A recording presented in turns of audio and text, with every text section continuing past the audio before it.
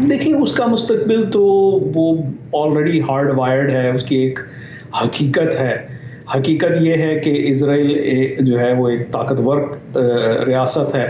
उसके बरअक्स फ़लस्तीनी जो हैं वो ना सिर्फ़ कमज़ोर हैं, बल्कि शदीद तौर पे डिसऑर्गनाइज़्ड हैं, और मैं ये भी कहूँगा कि सिर्फ़ डिसऑर्गनाइज़्ड नहीं हैं, वो तो आपस में उनका तो शार्प डिवीज़न है। मतलब गज़ा की पट्टी के अंदर हमास का कंट्रोल, तो वो एक यूँ समझिए कि एक अलहदा प्रोटो रियासत है, जबकि वेस्ट बैंक के अंदर फ़तह का गलबा है। तो ये सिर्फ जुग्राफियाई लिहाज से बटी हुई रियासत नहीं है, ये तो दो अलहदा हुकूमतें हैं, दो अलहदा नज़रियात हैं, दो अलहदा किस्म की रियलिटीज़ हैं जियोपॉलिटिकल। तो ऐसे हालात में तो फिर सवाल ये उठता है ना कि फ़लस्तीनियों के लिए कौन बोलता है। तो अगर कहा जाए कि चलें बातचीत की जाए, मुज़ाकरात दोबारा से बहाल हों, तो किससे बात की जाए? मतलब कौन है वो वाहिद ग्रोह या क़यादत जो फ़लस्तीनियों के लिए जो है को रिप्रेजेंट करती है, जिससे इसराइल जो है और बैनुल अक़वामी कम्युनिटी बात करे। वैसे तो फ़लस्तीनी अथॉरिटी की बात की जाती है, लेकिन वो वेस्ट बैंक में है और उसको मतलब इंटरनेशनली वो रिकग्नाइज्ड है, लेकिन ये कि वो भी कमज़ोर हैं, एक उनकी क़यादत भी एजिंग है।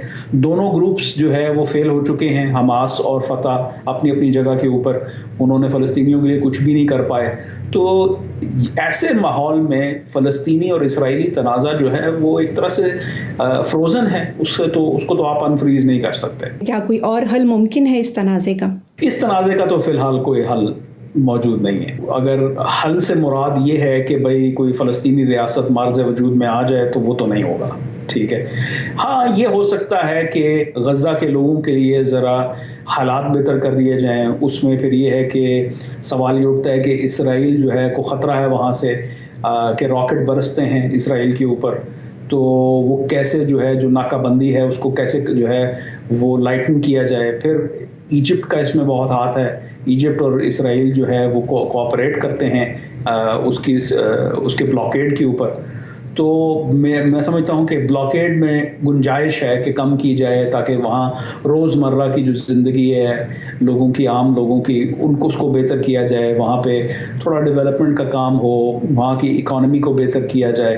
जो इसराइल और जो यूएई के दरमियान जो अभी ट्रीटी साइन हुई है, एक ये खदशा पाया जा रहा है कि इस ट्रीटी की वजह से अमेरिका को यूएई और बहरैन में जो अपने जदीद हथियारों के फ़रोग़ के लिए रास्ता हमवार हो जाएगा।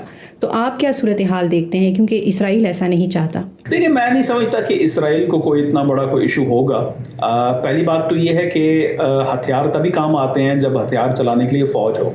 तो ये सिग्नलिंग ज़्यादा है, हकीकत इसकी बहुत कम है। अगर F-35 मिल भी जाता है इनको तो क्या कर लेंगे उससे, ठीक है। तो मैं नहीं समझता कि इसराइल को ख़तरा है। और हाँ, फ़ायदा अगर होगा तो अमेरिका को होगा कि अगर वो मतलब अगर आपने 10-20 जहाज़ फ़रोख्त कर दिए F-35, तो बहुत बड़ी रकम बनती है।